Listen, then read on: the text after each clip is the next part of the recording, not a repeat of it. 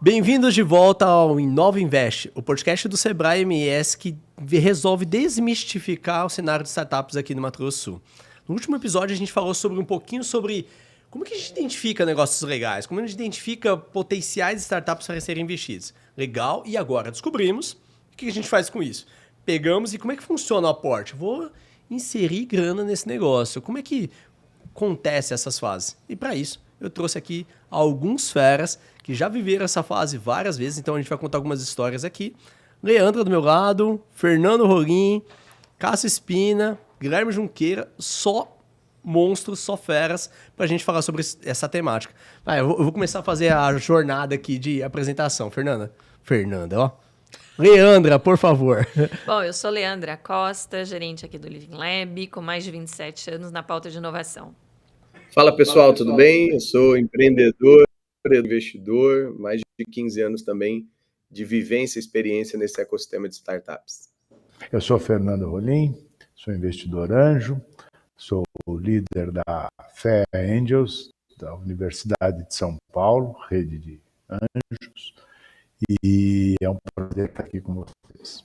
Eu sou Cássio Espina, eu sou fundador e presidente da Anjos do Brasil, uma organização sem fins lucrativos, fomentando o investimento anjo. Atuo aí nesse mercado há mais de 15 anos também, né? Vou estar com grandes amigos aqui próximos, aqui compartilhando com vocês um pouquinho dessa jornada e experiência com todos. O legal é que a turma se conhece, né? Então, vários investidores aqui. E é legal, às vezes a gente não tem a oportunidade de se ver, de se falar, de conversar, né? Então, acho que isso aqui é um pouco para o podcast, um pouco para a gente também, para a gente conversar. Faz tempo que não se vê. Mas, vamos lá. Falando sobre isso, quando falamos em investir em startups, como é que funciona isso? Qual que é a primeira fase? Tenho aqui disponível 100 mil, R$1 milhão para investir nessa startup. Como é que funciona? Quais são as jornadas disso? Não, eu tenho pouco dinheiro, quero investir um pouquinho aqui, começando. Então, queria deixar o microfone aberto. Talvez, Fernando, começa para a gente falando sobre essa jornada e, de repente, depois o Junqueira e o Cássio também falam sobre a vivência deles. A gente começa com um processo de aproximação da startup, né? A gente precisa conhecer o empreendedor, né? Olhar no olho do empreendedor, saber qual é o propósito dele, qual é o time que ele formou, né? Então, quem são esses empreendedores, porque é a parte mais importante. E a gente começa a entender o que ele quer resolver, né? Por que ele teve contato com essa dor, qual é o propósito dele, qual é o comprometimento que ele tem com essa solução que ele idealizou, né? E muitas vezes a solução não tem um problema para ser resolvido. Tem que ter um problema, tem que ter um mercado, tem que ter uma dimensão e tem que ter uma capacidade de crescimento e de escala, né? Seja nacional, seja internacional, seja para atingir outras indústrias. Então, como é que esse negócio pode crescer? E depois, como é que o capital que eu tenho, né, pode, juntamente com o capital de outras pessoas, de outros investidores, tá, entrar para transformar esse negócio e para levar para um outro nível. E que nível esse negócio vai chegar com o meu capital e com o capital dos outros investidores. Junqueira, deixa eu te perguntar, cara. Me conta como é que foi essa jornada sua aí, de repente, em alguns dos seus negócios, do primeiro aporte, daquele primeiro que você queria validar uma ideia, validar um negócio. Se você puder contar um pouquinho pra gente. 2016, Jeff, eu trabalhava já com esse ecossistema, tinha conseguido ao longo de 4, 6 anos me conectar muito com essa indústria de tecnologia, com um ecossistema realmente de investidores que estava nascente ali de 2013 para cá. E tive a grata felicidade de começar um novo negócio e somente por contar que eu iria fazer algo diferente, mas usando o track record que eu tinha, né, esse histórico passado, bem sucedido do ponto de vista de execução, com consistência, trazendo bons resultados para onde eu estava até o momento, amigos me cercaram ali e falaram, cara, não importa o que você vai fazer, a gente quer estar junto, a gente vai colocar um investimento de 50 mil reais chamado FFF. Aí eu, o que será que é isso? Não conhecia, apesar de lidar um pouco com esse movimento, eu estava sempre no seeding ali, né? Nunca na cadeira realmente de empreendedor. E aí, pela primeira vez, eu capto o meu primeiro cheque de investimento anjo, 5% da minha empresa, avaliando ela a R$1 milhão. E aí eu, meu Deus, eu não tenho nada, não tenho PowerPoint, não tenho um site, eu só tenho uma tese, uma vontade e um poder de execução que as pessoas que estavam perto conseguiam enxergar. E assim eu captei o meu primeiro cheque. Então, antes mesmo do investimento anjo, antes mesmo da tese, né, muito em linha com o que o Fernando trouxe, o que importa não é muitas vezes o cavalo, é o jockey, né? Aquela pessoa que vai tocar o negócio, o quanto você conhece dela, quanto resiliência ela tem, quanto ela vai conseguir abaixar a guarda e saber ter habilidade de aprendizado, né, ao longo dessa jornada e principalmente execução com consistência. Se eu fosse dizer o que define de fato para mim a escolha de um investimento hoje do lado de cá, com 8 investimentos, já vendi essa empresa. A Gama Academy foi uma grande escola, né, de toda a regrinha que se dizem aí, né, FFF, Anjo, Seed, Série A, M&A, venda, né, e o exit lá no final, vendendo para a Ânima Educação, um grande grupo listado na Bolsa. Foi quase que um playbook completo ali na minha jornada e agora eu tento devolver isso para outros empreendedores, somando não só dinheiro, porque eu acho que isso aí você consegue até no banco, mas somando também o aconselhamento estratégico que quem já fez, evitando principalmente o que não fazer, muitas vezes é melhor do que o que fazer. Então, acho que esse é um tom que esses primeiros cheques trazem, né, de apoio ao empreendedor, e no meu caso foi algo fundamental para o crescimento da minha empresa. Bacana. Depois eu quero saber do Guilherme quais são as dicas dos dois lados. Mas, Cássio, conta um pouquinho para a gente qual é hoje o papel da Anjos nessa jornada de preparação, tanto de empresas investidas como de investidores, e como é esse cenário hoje no Brasil. Então, contar um pouquinho até da minha experiência, até voltando à primeira pergunta, só porque eu acho que vai contextualizar bem a sua questão. Eu fui empreendedor, para quem não sabe, por muitos anos na área de tecnologia, e quando eu vendi uma empresa em 2009, né, conheci o modelo de investimento dos Estados Unidos, e aí uma das coisas que as pessoas que eu conheci lá falavam, olha, Cássio, para você, investimento anjo é uma coisa coletiva, você tem que fazer em grupos, né, porque isso te dilui o teu risco, compartilha experiência, é mais apoio para o empreendedor. E a primeira coisa que eu fui fazer foi buscar um grupo, né, de investidores aqui no Brasil. E naquela época, em 2009, eu lembro que eu pus no Google, não apareceu nada. Depois até descobri um grupo, né, mas brincava, parece que o pessoal até quase que se escondia naquela época. Mas enfim, para resolver essa história, esse foi justamente uma das coisas que me motivou a fundar Anjos do Brasil. Porque eu vi assim, tem empreendedores bons em todo o Brasil. Como é que a gente faz para conseguir fazer essas conexões entre investidores e empreendedores? E um dos pilares essenciais, né, que a gente desde o início fez e continua fazendo até hoje, é conhecimento, né? É compartilhar conhecimento para os empreendedores e para os investidores, né? A gente entende isso, né? Os investidores podem ser, né, normalmente são, inclusive, profissionais super experientes, que têm uma jornada profissional, mas eles nunca investiram numa startup, num negócio, né, desse tipo. Então, eles precisam entender, aprender como fazer isso, como essas boas práticas, né? Como ele consegue, enfim, fazer isso, e, claro, de uma forma colaborativa, como você tem. É por isso que no intuito da Anjos do Brasil, isso é fomentar o ecossistema de investimento anjo para apoiar os empreendedores através desses pilares, que é o pilar da rede de conexão a nível nacional. A gente tem núcleos regionais, né, nos principais locais do Brasil. Já tivemos aí várias atividades aí no Mato Grosso, enfim, queremos até reativar mais essas atividades, né? E levar esse conhecimento. Isso a gente faz como? Com conteúdo, né? Nosso site a gente publica muito conteúdo, a gente tem guias, tem e-books, tem livros, né? Tem um livro que eu escrevi sobre esse tema, enfim, tem webinars, tem eventos, congressos, enfim, a gente faz muitas ações e a gente busca fazer essas ações com parceiros, né? A gente gosta muito de fazer, né, também de forma colaborativa com todo mundo, Sebrae, né?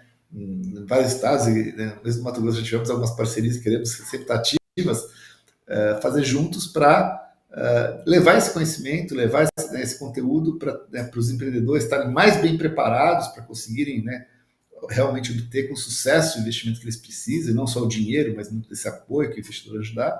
E para também quem tem interesse, eu falo, gente, não é só investimento financeiro, até eu brinco, eu falo, o retorno financeiro é de médio e longo prazo, né? Mas no curto prazo, cara, vai te abrir a tua cabeça, você vai aprender muita coisa. Né? A gente tem, inclusive, executivos de empresas que às vezes vêm aqui dizer, não, o que eu mais quero é aprender, até para levar para minha empresa conhecimento do que eu vou poder aplicar lá. Então, novamente, é uma troca muito rica que vale muito bem para todo mundo, e a gente está aqui para isso, para ajudar, né, tanto empreendedores quanto investidores, potenciais investidores, pessoas interessadas a se conectarem, né, e fazer isso de uma forma estruturada e bem feita. O Cássio, assim, e o cenário brasileiro, de fato, hoje, pós-pandemia, como é que você tem enxergado, visto isso? É um momento propício para investimento? Enfim, dá sua visão, cara. A gente queria ouvir um pouco disso para mostrar para os nossos investidores que estão chegando aqui também agora. Excelente pergunta. Assim, a gente, né, na pandemia, houve todo aquele impacto inicial, que até meio que congelou, ninguém sabia o que ia acontecer, mas depois, né, que a gente foi se adaptando a essa situação, né, e todo mundo começou a perceber que tecnologia é essencial, cada vez mais essencial, né? Foi as ferramentas, como a gente está fazendo agora, né, gravando esse podcast aí de forma remota, houve um boom de investimentos, né, investimentos de todos os tipos, inclusive investimento anjo. Então, houve um crescimento muito forte no ano 2021, por exemplo, né? Até um pouco exagerado, né? Para quem está muitos anos nesse mercado sabe disso. E em função desse, entre aspas, um pouco de exagero, em 2021 houve, assim, não bem uma retração, mas uma reacomodação, né, na minha visão, pelo menos, de 2022 e 2023, né, no montante de investimento. Naturalmente, né, muita gente questiona hoje em dia, poxa, também subiu muito a taxa de juros, né? Muita gente questiona, poxa, mas com essa taxa de juros, vale a pena investir em startup? Eu falo, gente, é o melhor momento para você investir em startup, né? Porque é um momento que talvez o capital esteja um pouco mais escasso. Então, nesse sentido, o seu capital ele vai valer mais, né? Você vai poder ter acesso às melhores oportunidades de investimento nesse momento.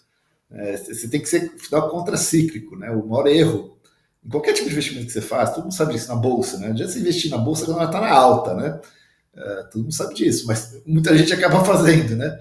E acaba perdendo dinheiro porque sabe, as curvas são ciclos, tudo vira ciclo. Tem os ciclos de altas e os ciclos de baixa. Então, você tem que investir no momento que ninguém, não que ninguém, mas não tem tanto investimento disponível hoje. Então, resumindo, é isso. Para quem quer entrar nesse mundo, nesse mercado, sem dúvida nenhuma, nós estamos aí na melhor momento de oportunidade, mesmo com essa taxa de juros mais elevada, porque a gente olha investimentos de médio e longo prazo, investimentos de 5 anos, às vezes mais.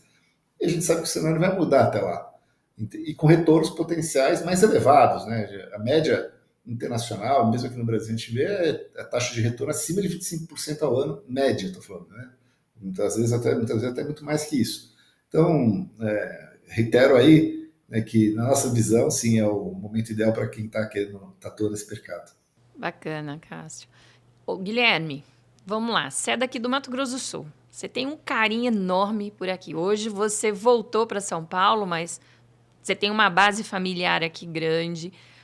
E assim, diante desse cenário, quais são as oportunidades para Mato Grosso do Sul?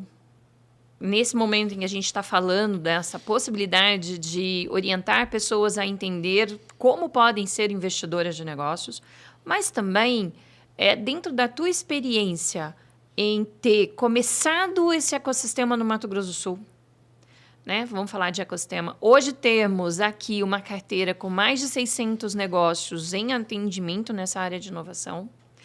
Além do olhar para o mercado nacional, hoje a carteira de startups do Sistema Sebrae está superior a 20 mil negócios, né? Então, assim, dentro desse cenário de potenciais de negócios, Mato Grosso do Sul, e da sua experiência de ter começado uma empresa aqui, ter atuado no cenário local e nacional de startups, estar hoje em São Paulo olhando empresas, quais são as dicas e como você vê toda essa perspectiva? Eu vou recordar, eu acho que você foi junto com a gente, Leandra, em 2010 ou 11, a gente fez uma visita pro Porto Digital. E lá tivemos a oportunidade de bater um papo com o Silvio Meira, e ele deu aquele velho chacoalhão de realidade. Ele falou: enquanto vocês estão tentando lá no Mato Grosso do Sul fazer diversas coisas relacionadas à internet, relacionadas a outros tipos de segmento que não são segmentos da natureza do estado, né, que é um estado tipicamente agro. Eu sempre brinco que a economia do Mato Grosso do Sul, Cássio, é 3G, é grãos, gado e governo. Então é o que vai movimentar a economia de fato. Só que você tem indústria, serviço e comércio, um negócio chamado biodiversidade dentro do estado gigantesco, você tem linhas de pesquisa e desenvolvimento que poderiam estar sendo trabalhadas como negócios, né, de bioeconomia, que é um pouco do futuro, você tem um setor de energia gigante dentro do próprio estado, né, não só com energia solar, mas outras fontes, e você tem agora uma rota bioceânica que vai transformar o modal logístico do Brasil com uma terceira via que vai vir do Chile e vai passar ali pelo Mato Grosso do Sul. Então, eu já estou aproveitando pelo menos o boom imobiliário que isso vai dar nos próximos 5 a 10 anos, mas imagina o outro boom que isso vai dar do ponto de vista de tecnologia como base, né, de empresas que mixam um pouco desse mundo mais software e indústria, e o mundo agora com AI, futuro e tudo que isso pode haver. Então, se tem um momento, Leandro, que eu acho que tudo indica que chegou o grande momento, é os próximos 4 anos para o Mato Grosso do Sul ser um expoente do ponto de vista realmente de potencial de investimento. Tanto para aquele investidor que vai investir no seedingzinho lá, quase que para formar do zero uma empresa, né, seja com o apoio de uma software house, seja sendo uma venture builder, uma corporate venture capital, ou seja, empresas serão as novas fontes de boas startups, porque elas têm duas coisas fundamentais. Ela tem a notoriedade do problema, que lá nos Estados Unidos, lá no Vale, por exemplo, agora em março eu estava lá, todo mundo só falava sobre o tal do design partner. Como que eu consigo que não tem nada a ver com design, tá? Mas como que eu consigo um parceiro para desenhar e desenvolver junto comigo meu novo negócio? Quem que é o melhor? É a empresa, que tem que ter um dono com uma cabeça de inovação, que banca ali o investimento para formar uma squadzinha, formar uma turminha fora do ambiente que tem um monte de anticorpos aqui contra a inovação, solta esse jet ski do lado ali e vai construindo coisas novas, mas construindo a partir dos dados de quem tem, que é a segunda grande vantagem. As incumbentes agora têm muito mais poder do que as insurgentes do ponto de vista de IA, porque elas têm dados. O que elas não têm? O mindset de inovação que o dono deveria ter, porque lavar a escadaria de cima para baixo é bem mais fácil, né? Quando o CEO vai lá e banca, as coisas acabam acontecendo. E 2, ele nem sabe por onde começar. Então tá aí uma oportunidade para todos os empreendedores que estão nos ouvindo parar de ficar tentando achar uma tese lá da cabeça e ir segurar no pulso de uma empresa, o pulso de um cliente. Então, para mim, uma das melhores perspectivas que existem neste momento é aproveitar a maturidade, aproveitar os fatos relevantes que estão acontecendo com o nosso estado do ponto de vista econômico, PIB, crescimento, é um dos maiores do Brasil hoje, e aproveitar que ninguém sabe disso. Eu falo que com meus amigos em São Paulo que investem junto em real estate ou em startups, os caras ficam malucos com os números que a gente tem. Só que, infelizmente, o CMO do Mato Grosso do Sul ainda está deixando a desejar, porque ninguém sabe das coisas que acontecem aqui para fora, e não é do ponto de vista político, eu acho que é do ponto de vista de economia, business, sabe? É tentar colocar igual o Cássio falou, né?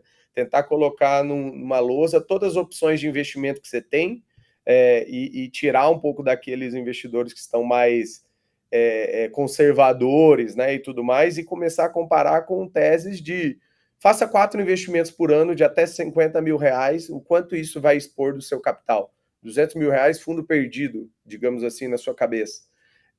Esses 4 investimentos sendo acumulados ao longo de 5 anos, você terá 20 investimentos. Se esses 20 investimentos tiverem 10% de êxito, como a gente tem na nossa carteira, né, Cássio? Geralmente é uma que explode, dá certo e paga todas as outras que dão preju, write-off e tudo mais. Você tá fazendo com que você, empreendedor, talvez do agro, que esteja nos ouvindo aqui, e que está diversificando uma carteira, aprendendo com essas empresas, porque você vai participar de reuniões de conselho, vai aprender o que é OKR, como que ela faz AI, implementa inteligência artificial no negócio dela, e porventura vai poder ter um retorno do seu capital lá de 20, 30 vezes. Eu entreguei para os meus investidores, quando eu vendi a Gama, 42 vezes retorno. Então, imagina o cara que botou 50 mil reais, quanto que isso não estaria muito feliz. Então, acho que é isso, Leandra. É aproveitar, talvez, esses grandes momentos, juntar com os cases, mas ir furando a bolha de quem realmente vai fazer a mudança acontecer, que é o empresário do Mato Grosso do Sul apostando em inovação e aí construindo junto com os empreendedores que estão lá ralando, nadando na praia, mas não consegue audiência, não consegue cliente, não consegue problema relevante e às vezes estagna e para na onde está. Guilherme, justamente a gente está chegando nesse momento. Esse podcast, ele vem para a gente começar a trazer de uma forma desconstruída e muito leve um pouco do conceito com práticas, porque todos que estarão falando aqui nesse podcast, a gente está agora gravando o 3º episódio, são investidores. Então, a gente está justo mostrando, pela perspectiva tanto de empreendedor como de empresário investidor, o que é a realidade. Por quê? Em setembro, nós estaremos aí com a primeira oficina de letramento e investimento aqui no estado para começar a abrir este olhar de trazermos a iniciativa privada direta no tema. E aí a gente também está conversando, né, Cássio, via o Carlos Santana, da possibilidade da gente voltar com a parceria da Anjos do Brasil no Mato Grosso do Sul. A gente teve essa parceria lá, então, em 2016, né, justo quando o Guilherme também estava lá abrindo novos negócios e recebendo os primeiros aportes. Então, assim, 2016 foi um ano emblemático para o Mato Grosso do Sul, né? Nós inauguramos o Living Lab. Então, hoje, se a gente for ver em menos de 10 anos, a gente ter todo esse cenário de crescimento, a gente mostra que o Mato Grosso do Sul está agora tendo que fazer o dever de casa e correr com esse dever para a gente aproveitar todo esse momento de desenvolvimento. E aí eu queria ouvir tanto do Junqueira quanto do Cássio, que dicas que vocês podem passar agora para que essa pessoa que está nos ouvindo e que tem interesse de aprender um pouco mais, o que elas devem procurar fazer, qual é a responsabilidade delas também com o dever de casa para essa temática de investimento? Bom, a lição de casa que eu entendo que tem que fazer é o seguinte, né? Primeiro, eu digo assim, você tem que ter um bom negócio, né? Meio óbvio falar isso, mas acho que tem que pensar um pouco além do que significa um bom negócio, né? Um negócio que tipicamente tem algum tipo de inovação, mas não só uma inovação porque é diferente, porque é melhor, mas que a gente fala uma inovação que gera uma vantagem competitiva, preferencialmente que seja uma barreira de entrada, que não seja tão fácil de ser copiado, né, por diversas questões. Então, acho que esse é o ponto-chave que você deve começar a pensar. Será que meu negócio ele gera, né, tem essa vantagem competitiva? Segunda questão é fundamental, né? Será que ele resolve uma dor, uma necessidade real, né, dos meus potenciais clientes, de quem eu quero atingir? Essa necessidade ou é só algo desejável? Se um pouco melhor, tem que fazer muita diferença para o seu cliente, tem que ser algo que ele precise muito. Eu sempre digo o seguinte, né, às vezes o empreendedor vai apresentar um negócio, uma ideia, né, e até para essa cultura, né, a cultura mais amistosa, todo mundo fala, bacana, legal a tua ideia, né? A pergunta que eu falo sempre para o empreendedor, mas alguém falou que vai te contratar, vai pagar pelo que você vai fazer quando você tiver aquilo, né? Enfim, realmente quer contratar? Essa é a hora da verdade, essa é a hora que vai determinar se aquilo realmente é uma necessidade que a pessoa tem e ela está disposta realmente a pagar por aquilo, ou se é só algo que é bacana, mas não é eventualmente aquilo efetivamente que vai resolver aquilo, tá? Bom, dito tudo isso, né, obviamente tem, uma vez que você tem essa essência, essa base, né, que é o fundamental, aí você tem que preparar como você vai levar isso para o investidor. E aí tem uma série de etapas que você tem que fazer. Basicamente, primeiro você tem um plano, né, um plano de negócio mínimo, não nada muito detalhado, não precisa ser muito exagerado, mas no mínimo um horizonte aí dos próximos 12, 18, ideal até 24 meses, né, o que você pretende, né, que você precisa de recursos, né, recursos financeiros, para poder fazer seu negócio, desenvolver seu negócio, e quais as expectativas que você tem de resultados, né? Mas resultados não é aquelas projeções do tipo, eu acho que mês 1 eu vou faturar 10 mil, mês 2 eu faturo 20 mil. Tem que ser algo que tenha consistência, que seja dizendo como você vai chegar nesses resultados. Né? Eu vou contratar a equipe de vendas, vou fazer marketing online, e quais são as métricas de conversão que eu vou ter num ou no outro, quanto né, que isso me custa, qual que é o trabalho, qual é o ciclo de vendas. Enfim, tem que estar bem preparado, gente, tá? Então, a hora que você tiver esse plano bem estruturado, bem preparado, aí né, o passo seguinte é preparar uma apresentação do seu negócio, uma apresentação bem objetiva, bem clara, né, que mostre essas questões todas que eu falei, né, mostre qual que é o mercado que você vai atuar, qual que é a inovação, né, o diferencial que você tem real, né, como é que são essas projeções, enfim, e quais recursos você precisa para conseguir executar aquilo e os resultados que você espera. Né? E mais importante de tudo isso, gente, são vocês empreendedores. É mostrar né, o que vocês, a experiência de vocês, a capacidade de execução, como a gente fala, é mais do que ter uma boa ideia, é transformar em algo concreto e real. E para isso precisa mostrar né, como é que o que você já fez, isso ajuda muito o seu histórico, com certeza, né? Aí o que você está fazendo também, né? Você já conseguiu montar um protótipo da sua solução, enfim, algo que né, demonstre aquilo que você está fazendo. Mesmo assim, a gente fala, mas cara, eu tenho pouco né, recurso, não tenho... Faça o máximo que você puder. Vai até o seu limite. É isso que a gente quer ver. A gente quer ver empreendedores que façam muito com pouco. Esses são os que a gente sabe que tem maior potencial né, para multiplicar os resultados. Junqueira, você, cara, do ponto de vista de investidores. O relacionamento, a construção, ele sempre vai prevalecer, principalmente nesse primeiro cheque. Conheço empreendedores que eu acompanho há pelo menos 5 anos, 6 anos. Então, você já tem um nível de conexão com a pessoa, já sabe um pouco da entrega, um pouco da índole.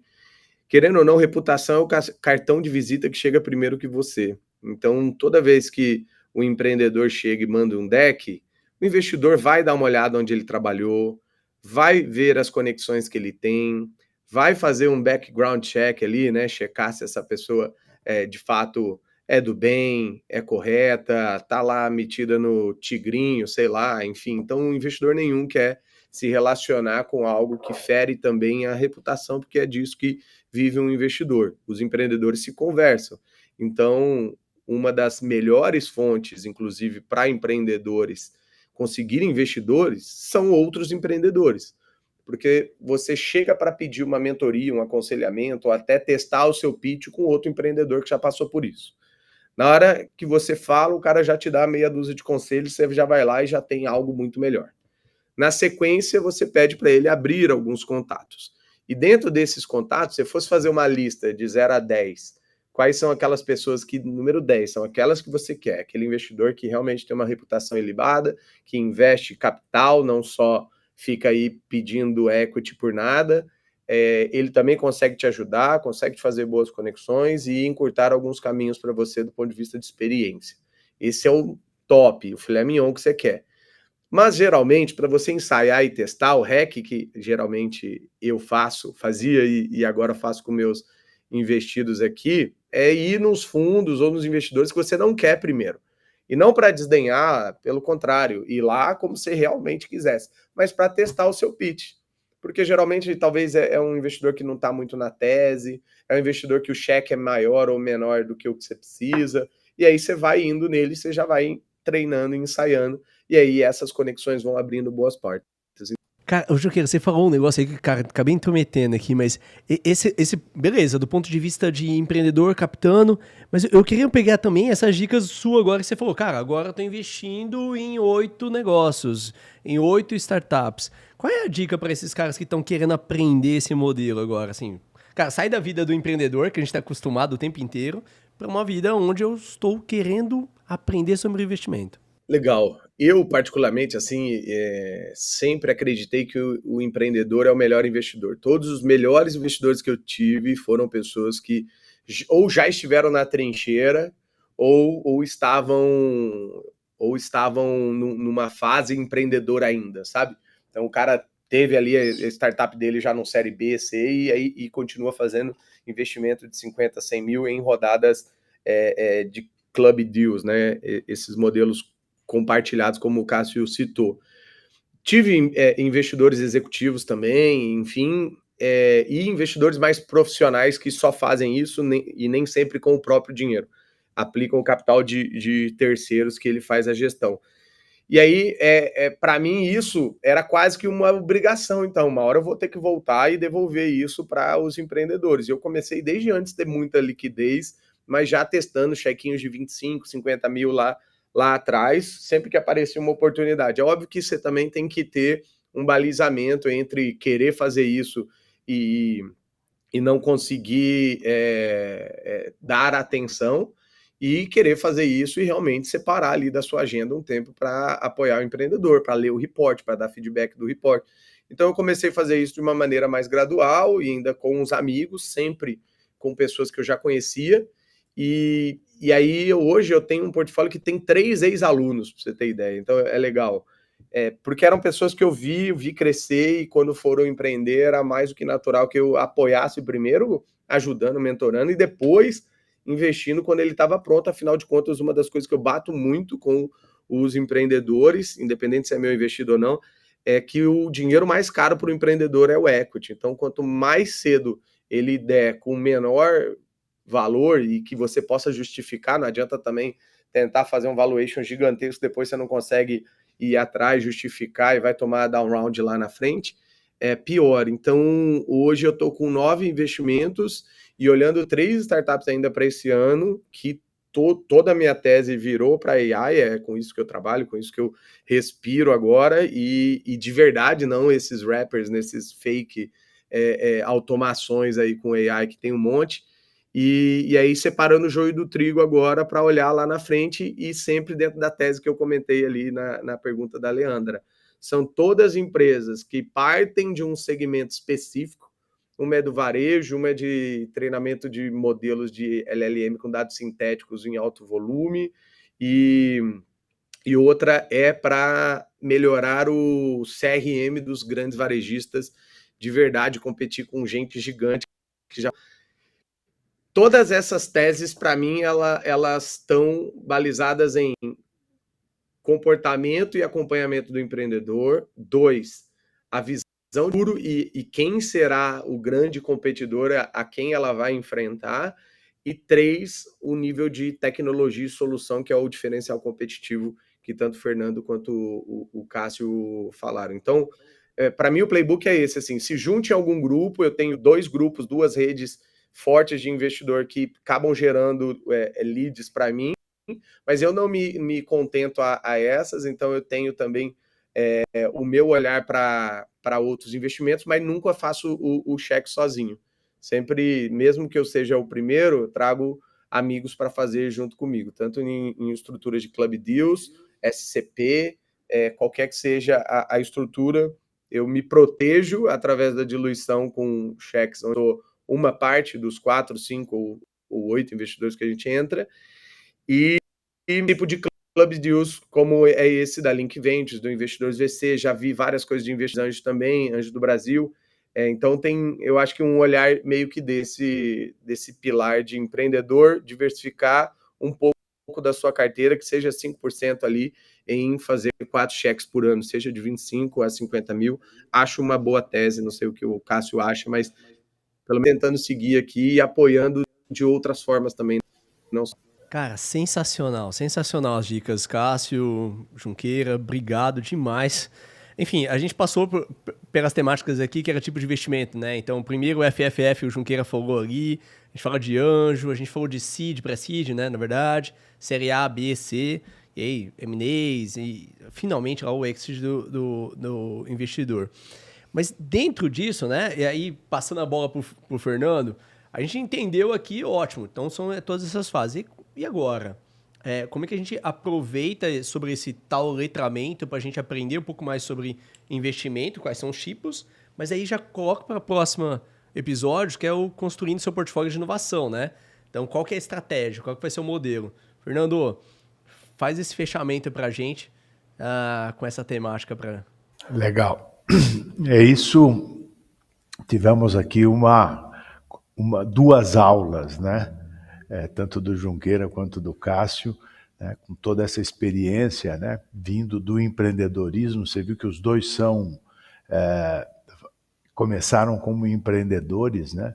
Então, e como disse o Junqueira, o melhor investidor é o empreendedor. Então, isso traz uma visão muito forte, né, de como existe essa crença, né, de que o empreendedor precisa ser apoiado com capital.